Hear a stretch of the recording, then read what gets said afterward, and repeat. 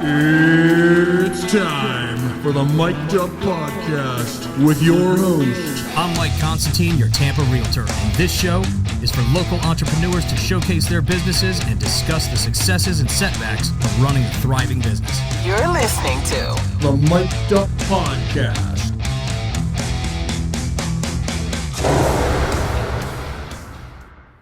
Welcome back to the Mic'd Up Podcast. We're here today with Theo's brother. Yeah. Kyriakos Papapanos. Oh, yeah. Very nice. Yeah, good to have you in studio. Have are your you? brother last 2 weeks, and now we have you. Did you protect him from AIDS with gypsy tears? The gypsy tears come in very handy. Very good for the COVID. Very nice. Very nice. You know, I heard your podcast with my brother, and it was a really good podcast. I have to say, I sat through the whole thing, even though I didn't want to. I sat and listened to the I'll whole take that as kind of a compliment, I guess. Yeah. I was like, Mike Constantine's doing a podcast, Jesus Christ. Yeah. Who's going to listen to it? Oh, it's going to get worse. I got something else coming. You're just going to puke all over yourself. Perfect. Yeah. So I thought to myself, I said, he's got Metallica theme song. What a great song. And I think it's For Whom the Bell Tolls, isn't it? It's actually Enter Sandman remastered because you can't use copyright music. Nice. You like? Very nice. But I have a better one for you. You do? Yeah. Here you go.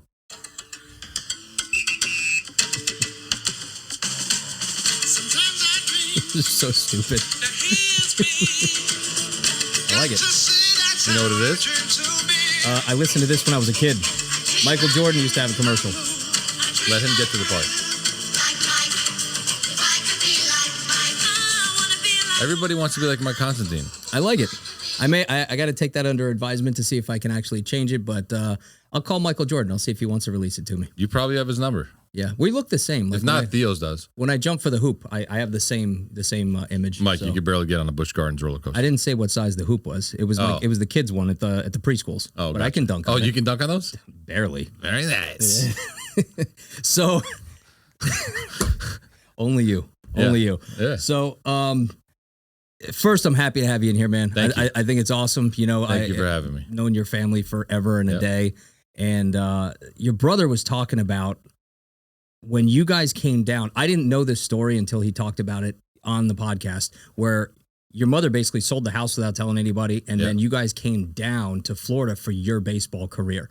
What happened there? Yeah, so I played for a school in Jersey called Don Bosco Prep. It was an all-boys school. Played for Donnie Brasco Prep? Don Bosco Prep. It sounds fishy to me. It is fishy. Yeah. So it was all Salesians, all priests were your teachers, and all boys. Oh, there's way Very too many nice. jokes. There's way too we many could go jokes anywhere on you that. want with it. I'll bet you So- probably had a lot of detention in that school. Yeah, so I was, there's no girls in the school, all boys. Explains a lot too. Yeah, it does, on the Greek side. Very nice. Very nice. So I played ball out there, and I trained at a center called Frozen Ropes with this guy, Tony Abatini. And he made some shit happen, and I ended up, You were a pitcher. I was a pitcher. I was a pitcher Okay. only. Literally, that's all I did was pitch. Yeah. I didn't bat. I sucked at hitting. What'd you do? Throw junk or fastballs or what? No, I was throwing mid-90s coming out of high school. Okay. Low 90s, And 92. did you get 91. drafted out of high school? Is that why you came down, or was it college? College. So I ended up at Eckerd College in St. Petersburg. And I got in a little bit of trouble down there. I'm not going to get into the trouble part of it, but I got in a little bit of trouble. And my career ended in my sophomore year. I'm asking you after the show. I didn't know about this. You can either. ask me after the show, that's fine, but it's not something we're going to talk about on I hear air you. right now. Yeah, yeah. So, make a long story short, I played at Eckerd, and at first my scholarship was from Miami. So I was a Miami U scholarship starting off. What year was that? 99. 99. Yeah. 99 to 2000. Boy, that was like the height of Miami Height football. of Miami. And I was when a that- nobody in Miami. So I started off as a Miami recruit. Mhm. My mother didn't think Miami was a place for me to be. She decided to say, you know, maybe you should decide to change schools, and there's a better coach for you, and his name is Coach Matthews. He was at Eckerd College in St. Petersburg. So we ended up going down to St. Pete, and before you know it, she moved. She literally sold everything and just followed me down. Mama's boy, you know. No, but it's mama's boy. But like I'm looking at it because you and I both have kids, right? Yeah. I'd follow. I mean, I don't know if I'd follow my kids. My mother's a little crazy. You know how she is. Your mother takes things to extremes, Absolutely. but she does it out of passion, which is Yeah. what I like. Yeah. Because not everybody has that. You know, Right. your parents would literally lay their lives down. Absolutely. And it's awesome to watch. But the fact that she sold the house, brought you down here to chase your dream Yep. while shutting down their business up there and starting fresh, it's pretty freaking cool, man. Yeah, they started. I mean, the story came on with Pops not having nothing, right? So you guys already heard that part. Is this before or after he was a ninja? Because I didn't know your dad was He a was, ninja until a few years ago when he did a kick and he was like this close to my face. He did karate. Yeah, very good at karate. Very good in karate. Yeah. So he was.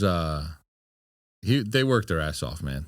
I'm not going to go into their work ethic because it's explained through the business itself. They both worked their ass off. My mother and father worked 2 jobs. My mother worked 2 jobs. She worked in the restaurant and she worked as a nurse. Mm-hmm. So, she ended up selling everything and following me down to Florida. And I was in Tierra Verde. We had this lady that was part of the family. Her name was Marie Massini. She was like my aunt. She was an outsider, but really tight with the family. She had a condo in Tierra Verde. And she was my mom's best friend and my father's best friend for years. She used to race horses, and she was one of the originators on Star Search. I don't know if you remember that show or not. I remember Star Search. You're old enough to remember it. I'm older than you, so yes. Right, of course. Yeah. So Thanks for reminding me. Yeah, and they opened up a Yaya's Chicken.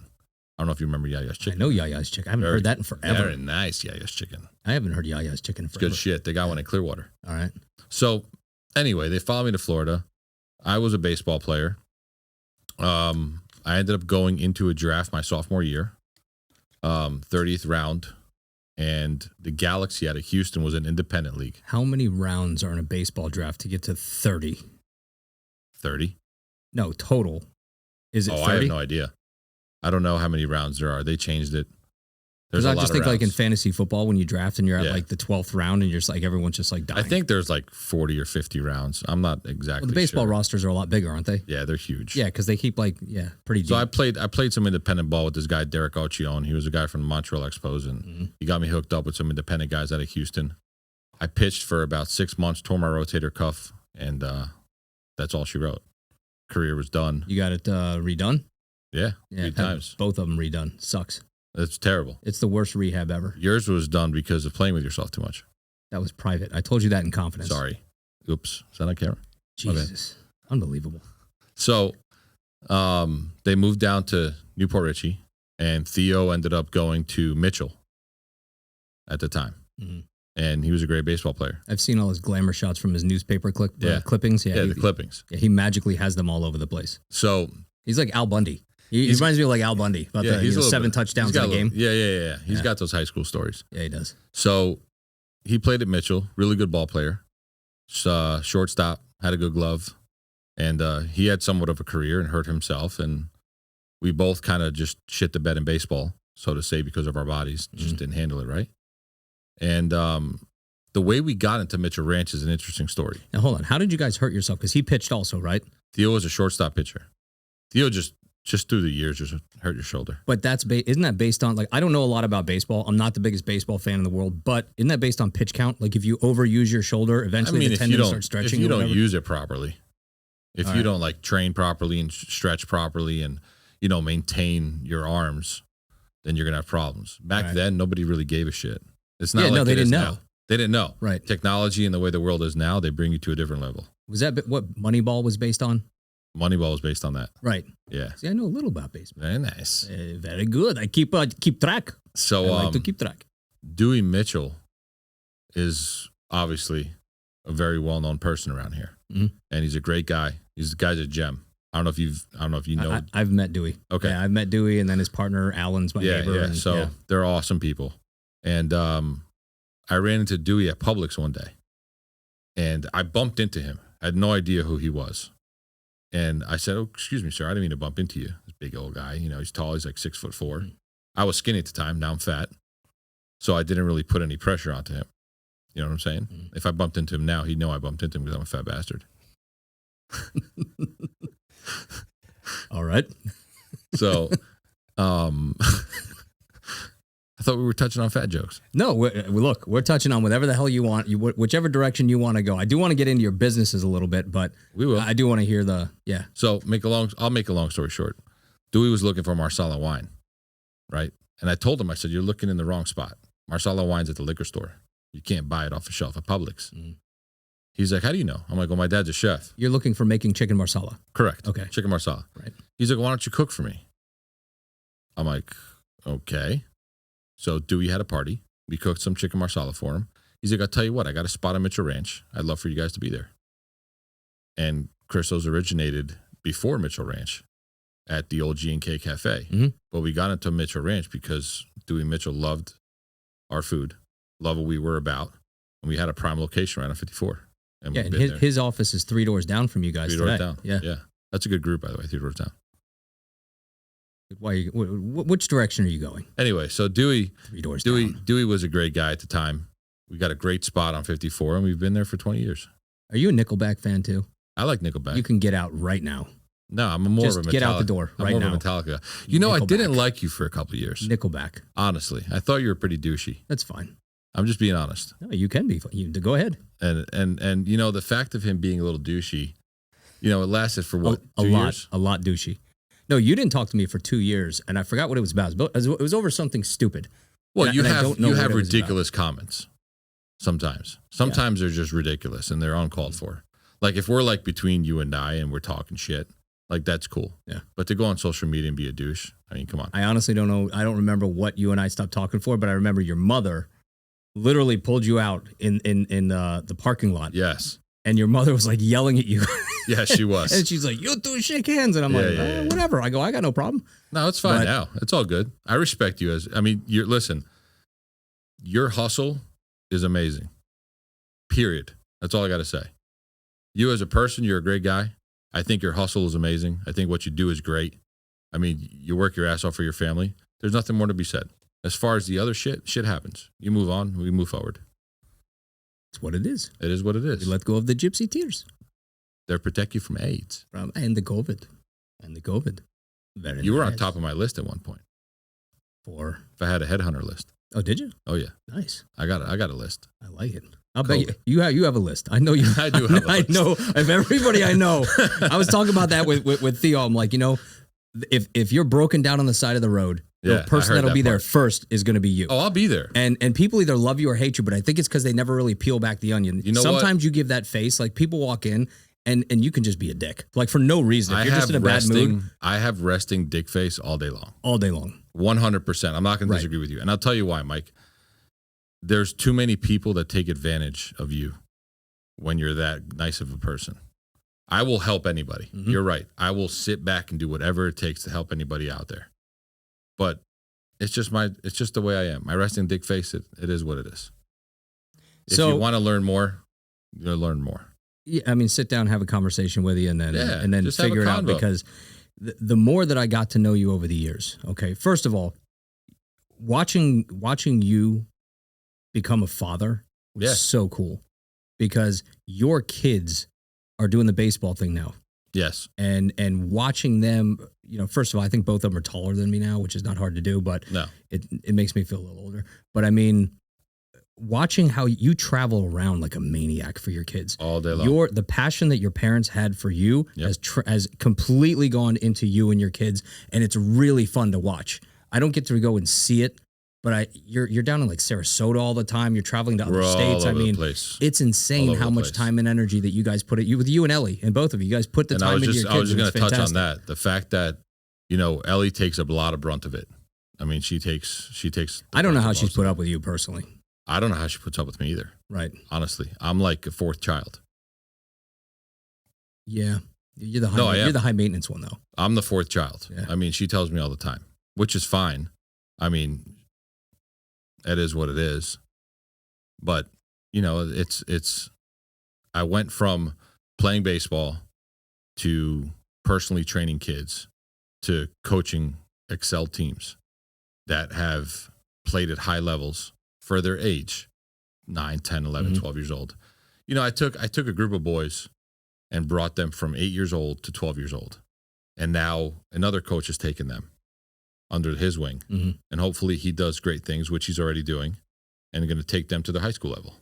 So I'm going to try to get into Ellie's mind here real quick. Good luck. Well, this is kind of the way that I see it, because like the more you and I have gotten Ellie to know each other over the I'm years, completely insane. Well, this is my thought process on why I think she probably thinks that, and to some extent she's She right. thinks I'm crazy. But here's the thing: with your mind never stops working. You are just, some people are entrepreneurs, some people are just doers, some people have to work a 9 to 5 for somebody else because they don't know how to lead. Right. You're an inventor. You're an inventor that hasn't found yet. Not yet. Not yet. Working on it. Your home run. I was telling your brother the ShamWow. You haven't found your ShamWow, but you're going to be the guy that finds it, and everyone's going to be sit back and be like, I knew that one day he was going to do it. So you started out with breeding clownfish, and I remember because I got into the aquarium, taking care of saltwater aquarium thing. This is definitely not going to last 30 minutes. I can tell you that right now. Don't worry about it. So I went to what is it? Fish and Other Itchy Things, and then Coral Corral. Yeah, and then Coral Corral. Nice guy. Pierre's a great guy. Fantastic guy. Yeah. And it was like, I realized there was like a little battle in like the saltwater fish industry around here, where one guy would go in and poison somebody else's tanks. It was so stupid. Bad. But for me, like, I'd always go to your house and you'd be like, you got to come over. Actually, no, it was more like, bro. You gotta come over, bro. Bro, you're not going to believe this clownfish, bro. It looks like a killer whale, bro. And I go over there and you would breed like specific clownfish. Yep. And then I'd look those things up online and how uber rare that they are, but you had it down to a science and you had your garage converted. Yeah. And it was so cool. And I had no idea. Like, you were a marine biologist major or something like that? Correct. In college. In college. Right? Marine biology was my major. So that turned into pretty decent business for you. You were selling thousands of clownfish. I made about 100 grand my first year doing clownfish, which went back into the hobby. Each pair cost between $5,000 to $10,000. Yeah. And people don't realize that. They don't realize that. A breeding pair was 5-6 grand, sometimes 10 grand, and you sell the babies for 300-400 a pop. And to clarify that story, I started with one pair, ended up with about 60 pairs. I had over like 6,000 gallons in my garage. Ellie thought I was absolutely crazy. She's like, what are you doing? You've taken over the whole house. Yeah. You were a little nutty at one point. I remember walking through your house and you had, what's his name? Zeus? Juice. You had Juice, and then literally every 5 feet was tank, giant mastiff. Yep. Tank, and then you walk in the garage and you had like the complete grid setup for him, like a store setup. I don't know how many tanks you had at one point. It was unbelievable. I had it like a fish store. I mean, it was pretty much. And I don't blame her for being pissed, because if that was my house, I took over the whole house. You did with fish. But going back to Ellie, like you said, and we can talk about Ellie through this whole process. She has backed up every single idea that I've had, whether it's crazy, out of this world or not. So she's like, okay, can we make money doing it? I'm like, yeah, I think I can make some money. She's like, we'll do it. So I made some money doing it. And a good friend of mine, Matthew Carberry, out of Sustainable Aquatics, which I'm sure you may have heard of Sustainable Aquatics. Yeah. They're out of Tennessee. He literally drove down and bought everything one day. I didn't know that. I knew you got rid of everything. I just know he came. $65,000. That was all your fish, all your. I sold everything. Wow. I just had a hair up my ass one day, and I'm like, you know what? I'm not doing this shit no more. It's probably your breeding pairs that were worth the most. The breeding pairs were worth the most. Because you had one that was just sick. Yeah. The breeding pairs were worth the most. I sold him all my breeding pairs except for 2. And I kept 2. You still have them? So I'll tell you about that in a second. So I sold everything except for 2. And my buddy Alberto at the time was breeding out of Oklahoma. Yeah. And great guy, great breeder. Learned a lot from him. He learned a lot from me. He ended up taking a couple of my pairs. And one day I called him up. I'm like, hey, man, I want to get back into breeding because I stopped. I quit breeding. And I just gave it up completely. And I'm like, can I come out there and grab a couple of pairs? We wrote up a little contract together. I drove all the way out to Oklahoma, flew out to Oklahoma, drove all the pairs back, started up again. Developed another variant. And you can look them up online. They're called Christos clownfish. You wrote a book. I wrote a book. Yeah. Called Clownfish 411. I wrote a book on it, on how to breed. You sell tens of copies of that? I sold a couple hundred copies. Did you? Yeah. A couple hundred off Lulu.com and Amazon. It wasn't a big seller. It was more or less for novices that didn't know what to do. Well, breeding clownfish, I don't know that people realize how much goes into it. Because I thought literally you buy a saltwater tank, you get the water balanced out, and then you can just grow corals. And then I found out it has to do with the different types of lighting and how often that lighting goes on. And then the different, it's unbelievable. It's like a science experiment It's a every science day. experiment every so day. for you to watch you to be able to breed those, people don't realize how hard that is. That's ridiculously hard to get those things to breed. Very, very hard. And I was homegrown. I learned on my own. I learned through the forums, researching on Facebook, researching on the web, on the interweb. Oh, the interwebs. The black websites. Hey. Very nice. Hey, those websites matter, you know. A lot of Pornhub. Hey. There you go. What's the interesting part about this world of clownfish is that it's the only fish, not the only fish. Let me rephrase that. It's the only species where the female runs the shit. The female's always the bigger one Correct. in the tank, yeah. Usually in the animal kingdom, the males are the bigger ones. Mm-hmm. But in the saltwater world, clownfish females run the roost. And it's only clownfish where that happens? Only clownfish. Wow. Yeah. And they're the only ones that have a symbiotic relationship with anemones. Yeah. Because nothing else can go to an anemone. Right. Or they're dead. I wonder why that is. You're the biologist here. Why? Well, they have a certain slime that comes off their coat Mm-hmm. that doesn't allow them to get stung. It's a pheromone. Okay. So it gives them like this sexual feeling. You got Do you real have any loose. sexy time You music? got really loose when you said that. You got really into it for a minute. Very nice. Sexy time. Speaking of sexy things, that's how you developed the Suck It. Yes. So Was from your clownfish business. Suck It, baby. That's a pretty interesting way of demonstrating your product. So the Suck It came along, and I'm not going to really talk about the Suck It too much because it was this product that came and went. But I think it's important, okay, not to go into too it's much part of the who I Suck It. am. It's part of who you are, but at the same time, you took that onto a national TV show, didn't you? Correct. I tried. I Wait, got no- pretty close. You went to Vegas. I went to Vegas. So I'm on the phone with my buddy Alberto. Yeah. The guy I told What you the hell's about. the name of that show again? I can't remember. Get tanked. No. No. Shark Tank. Get tanked. I was thinking about Get Tanked. Yeah, you guys made it to like round 4 or 5 of We Shark made it to the Tank. last round of Shark Tank. That's unfreaking believable. So yeah. Suck It came about. I'm on the phone with him, and I'm trying to hold my phone and be hands-free at the same time.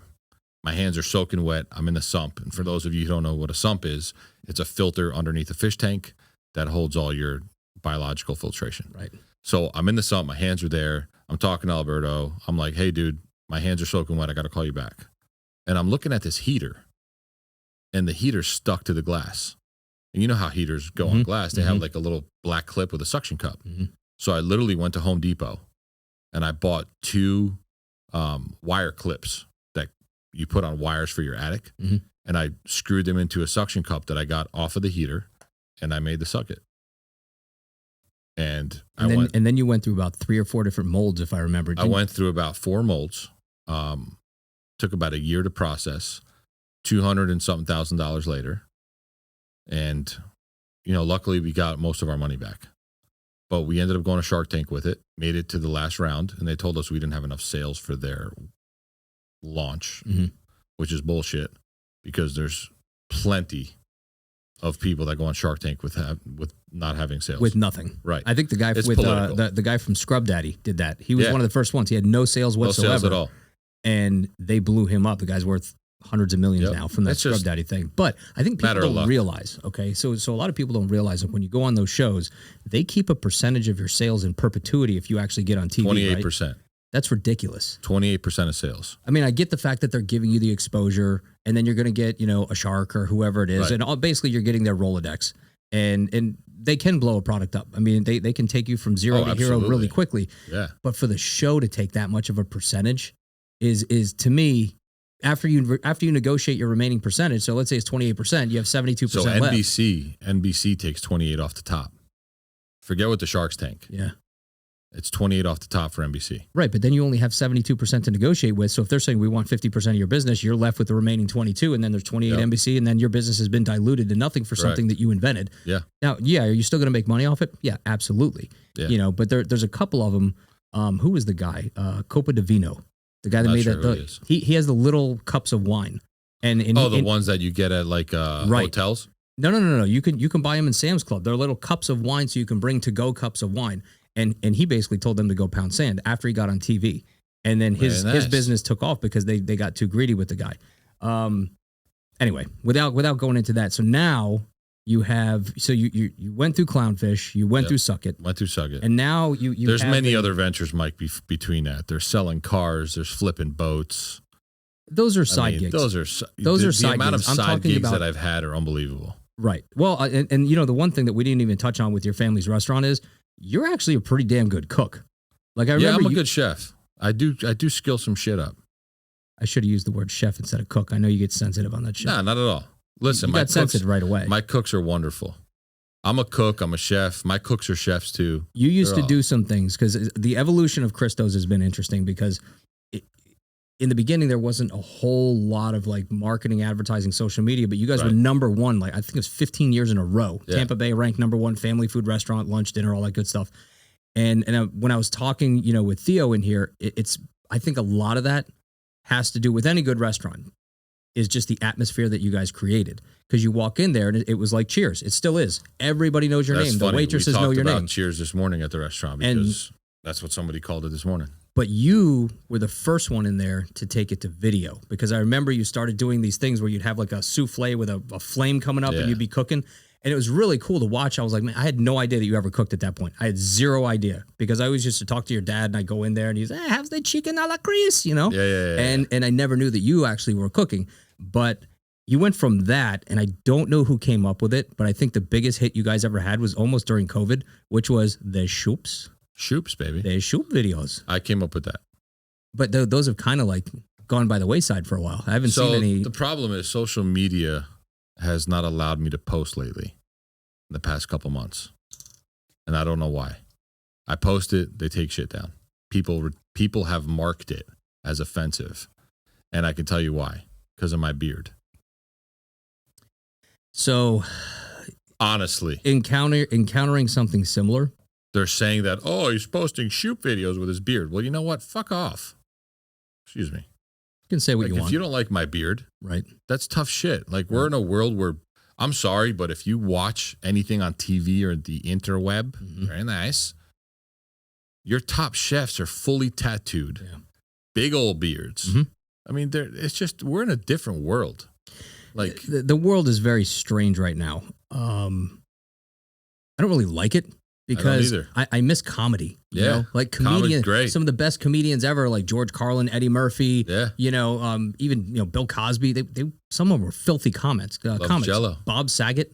Bob Saget was the best. Filthy, but he was hilarious. Yeah, and now everybody's too scared to say anything. So you know, on with the social media side of things, I've felt it myself. I think it's attributed to something totally different where you have like robotic or what they call them bots reviews showing up on different pages. I think it's jealousy, but I don't know if that it's jealousy. I think it's geared towards something totally different.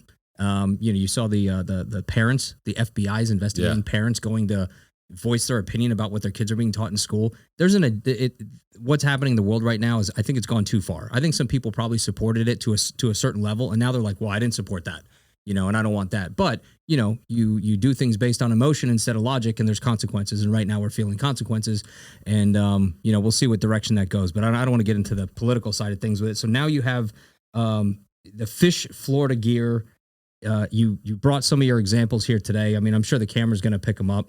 But yeah, so I was sitting back and I fish a lot, right? I mean, we all do. You fish. Yeah. I mean, we're in a state where fishing is very good. I mean, it's one of our top hobbies to do other than golf, if you're good at golf. I don't know if you play golf. You don't want me on a golf course. I've seen you play. I'm all right. Your foot wedge is interesting. I used to be a single-digit handicap, not no more. Really? Yeah. Do you use kids clubs? When it calls for it. Okay. When it calls for it. I don't know if you use kids clubs. No, seriously. I know the adult ones are too long. I used to be a single-digit handicap. This is, 20 years ago, somewhere around there. Single digit, huh? I was single digit.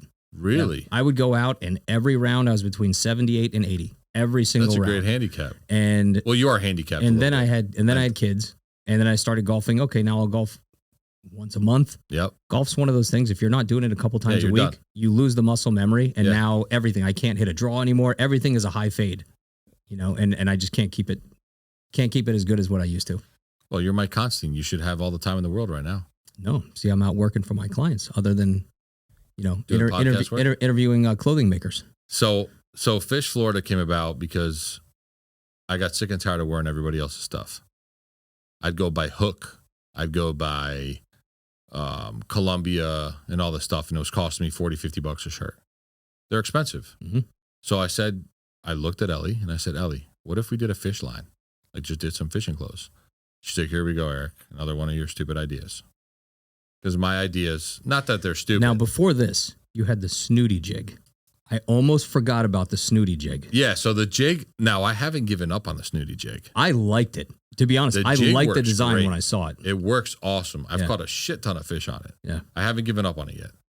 I'm going to recreate the snooty jig. I'm looking forward to the snooty jig. No, I'm going to. Because I was a fan of that thing, and then it just disappeared. The problem is when you're dealing with molds, they're $8,000 to $12,000 a mold. Mm-hmm. So you got to sit there and dish out $24,000, $36,000 just to get one product. Mm-hmm. Like one single snooty jig. And it's only going to get more expensive. And then it goes into the hundreds after that. Right. So unless you want to back me up, I'm not doing it. Why'd you go to awkward silence there? I was waiting for you to keep talking. I was waiting for you to tell me you're going to back me up on it. Oh, you want me to stroke you a check right now? Yeah. Stroke me off, Mike. That's your dream. So anyway, we came up with Florida Fish Gear, right? So cool design. Has a Florida logo, Florida flag inside of it. We have the shirts, we have the hats, and I started pushing it for a little bit. And like anything else, you get tied up with kids and sports and work. And, we kind of pushed it to the side a little bit for now. And we did pretty good in the beginning. And I just kind of leaving it in the air right now. See what happens with it. So you're selling these solely on Facebook right now? Yeah, I don't do it with any storefronts. The average well-named brand out there, $40. It's 40, 50. Some of them are even more than that. You get into the Tommy Bahamas, they're into 70, 80 bucks for literally the exact same material. Yeah, all that stuff. Ours are $25. So you're 25. Is that for adults, youth, everybody? Kids are 15. Okay. And adults are 25. So I think this came at the right time, and I'll tell you why. When you first came out with the product, I went to an event. My wife bought stuff. We got stuff for my kids. I got the hat on, all that good stuff. Yeah. Because everybody's coming to Florida right now. Yeah. It's the perfect time to launch that product because it brands the state. Boats are backed up for a year and a half. Big time. In some cases. Big time. I went to the boat show this past weekend. Good luck. Good luck. I couldn't get in the boat show. I tried to get in it. I got to hear this. It was free. How could you not get in? They wouldn't let me in. They had spots booked up for a year. Oh, you're talking about for this. I thought about you personally. I thought you were going to go on some beard story again. No. I was trying to get the gear into the boat show. Because then we would have had a major concern if you're not able to get in the boat show. I'd be like, I got to stop this thing. And, no, they didn't stop me at the front door. Yeah. No. They saw the beard and, I'll tell you who lost out on that one. The concession stands. You would have eaten them out of house and home. I would have. You would have. Yeah, let me tell you something about gaining weight. Gaining weight sucks. No, gaining weight's fun. Losing weight sucks because your ass, when you went ahead, this was 2-3 years ago. 3 years ago, I was in great shape. I think this is where you and I stopped talking because you used to come up to every time I sit there and eat, you pull your shirt up and show me your abs. Every freaking, I'm like, I don't want to see your freaking abs. And you'd be like, look at my abs. And I'm sitting there, I'm like, this mother, every single time. And then from there, I think you got like upset because I had said something, but then you went to gaining weight. So there's a story behind weight gain. There is, unfortunately. There is. And a lot of people, what's crazy is you're in the restaurant business and people poke you and they're like, oh, you got fluffy. Oh, you got fat. Oh, you gained a lot of weight. Oh my God, I didn't recognize you. You're a fat bastard. Like all this crazy shit. I'm like, what the I'm like, how do you guys have the balls to look at me and just tell me I'm fat all of a sudden? Nobody does that when you're in shape, by the way. Nobody. They all hate on you for being in shape. But when you're overweight, everybody wants to make fun of you. Everybody. They want to talk about your weight. Yeah. They want to poke your stomach. They want to do this. They want to do that. But I think a lot of that is because you used to go up to the tables and lift your shirt up with the abs, and then you blew up quick. So here's what happened. Yeah. I'm driving home from baseball one day, right? Coming home from Plant City. Why do I feel like we need some after-school music right here? It's like, got to get like a piano or something. No, we don't need a piano. You're getting sensitive. If you want. Yeah, you sound like you're about to get sensitive and tear up. I don't tear up. You look like you're about to. Do I? Yeah. No, I'm yawning. I don't know. You're sweating on your forehead. No, I'm not. Yeah. I don't have forehead sweat. Look, if you're nervous, just admit it. Anyway, go into how you got fat. So anyway, I'm coming home from a baseball game at Plant City, and I was like sweating profusely. Felt like shit. I'm like, I don't know what's going on. I call Ellie up right away, and she's like, yes. She thought I was gonna probably toss another business adventure out there. Because every time I call Ellie up, Ellie is. Let me tell you something real quick. Ellie is like completely God sent. Okay, yeah. She's from another level. The woman puts up with me. She's the ultimate mom. She's the ultimate wife. She's beautiful. I can go on and write a book about how wonderful she is. And what she's done for me is incredible, right? To put up with me, to deal with the stuff that I deal with. And at that moment, she probably thought something was going to come about because I'm always pestering her with something stupid, like an idea or, oh my God, Ellie, this is it, you know? Mm-hmm. I'm like, Ellie, I don't feel good. She's like, here we go, Eric. She's like, what's wrong? Because I pull that I don't feel good card sometimes, you know? You pull it a lot. Whatever. You want to wipe your forehead with that sweat? Sure. So, all right. Ellie, I can't see you. Are you standing up? Don't try to deflect your. No, I'm just saying. Are you standing up or sitting in a chair don't right try. now? Don't deflect. Is he standing up? It's not good. I thought you were standing up. No, it's not good. So you're sitting. You try again. All right. So clearly you're not working on your comedy. So anyway, keep going. So anyway, Ellie, I told her I wasn't feeling good. She's like, "What's the matter with you?" I'm like, "I don't know. I'm sweating profusely. I feel like shit." She's like, "We'll go to the hospital." So I went to North Bay. My blood pressure was 220 over 100 something. They thought I was having a heart attack. Mm-hmm. They put like all these cold things on me and brought me down to temperature, whatever. And I went to a cardiologist. They did an echo. They did all these tests.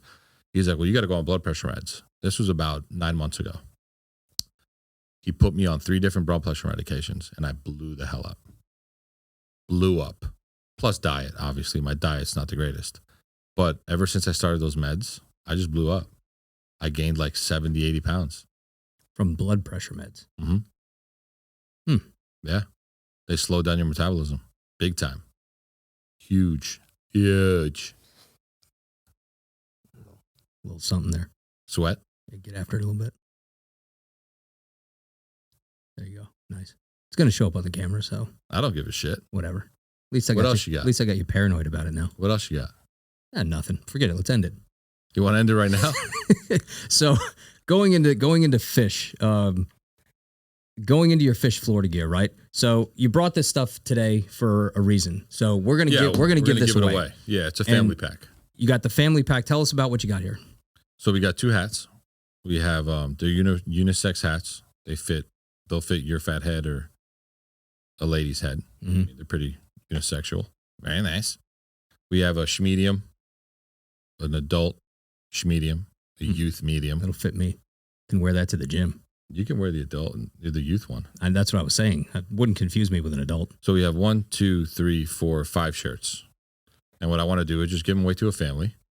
So the way that we'll do it, we're talking about this a little bit, is that this, the podcast is going to be posted on a couple different neighborhood sites, and it's going to be on, my personal Facebook page, and we're just going to randomly pick a family. Yeah. And that's going to be you.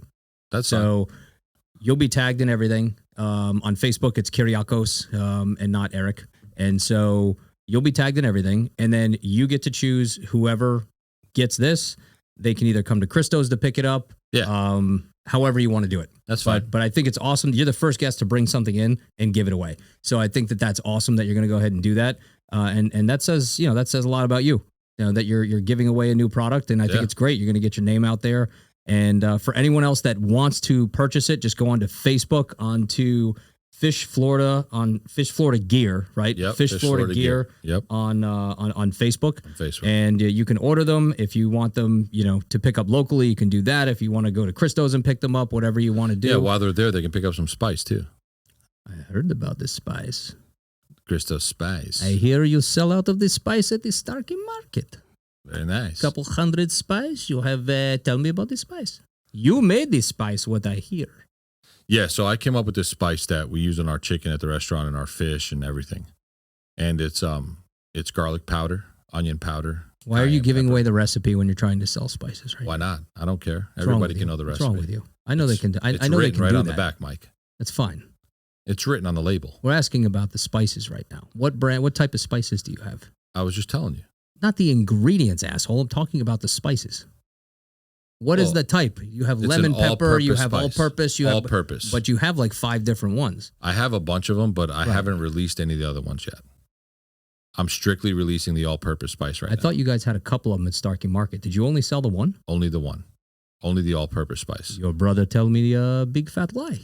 My brother told you. Your brother tell me you have multiple spice, all sold out, Starkey Market. He never said one. No. The one that's at Starkey Market is the all-purpose spice. And you guys sold out in the first week. Yeah, we're done. I got to order a lot more. They're So- good. They're flying quick. It's a really good spice. All bullshit aside, not because I want. Listen, there's no money in shirts and hats. Mhm. Let's be real here, okay? My markup, I'm making maybe like $4 or $5 a hat and a shirt. That's the truth. Well, because I know this material, It's I've looked into it expensive. for my, yeah, it's pricey. It's expensive. And it's only going to especially- get worse. Right. Especially when you do dye sublimated, Yeah. right? So it's an expensive process. I'm sitting on thousands of dollars in inventory, and it's okay. I don't care. I'll sit on it till I sell it. But spices, what am I making? $2 a bottle? Honestly, that's What the do truth. you guys get for the bottles right now? I'm making more than $2. No. I'm talking about how much is a bottle of the spice and $8. how big is it? $8 for 7 ounces. 7 ounces is a big bottle for spice. Very nice. I like it big. Yeah, I'm going to leave that one alone. You got to make me work for it. That's low hanging fruit, Eric. I expect more out of you. Make me work for the jokes. So it's 7 ounces, not 7 inches. Make me work for the I jokes. thought he was going to run with that one. You are way too easy. I thought you were going to run with it. You haven't seen 7 inches since you were, I don't know, 7 inches tall. Wow, you are really reaching now, and that's getting worse. By the way, that's just good. You get nervous on the show. Is this your first time on a radio No, show? I'm not nervous at all. No, I'm because you're just saying. sweating. You're turning red. I'm just saying. We got to get you. When's the I'm gonna last get. time You know you what I'm saw doing? 7 inches? I'm gonna get you. I'm gonna get you comedy lessons. That's fine. I want you to work on it because you used to be pretty polished, and now like it sounds like you're out of your game. Listen, I like grabbing mics. Multiple mics. All right. Well, thanks for coming to the Mic'd Up podcast. We'll see you guys on the next episode.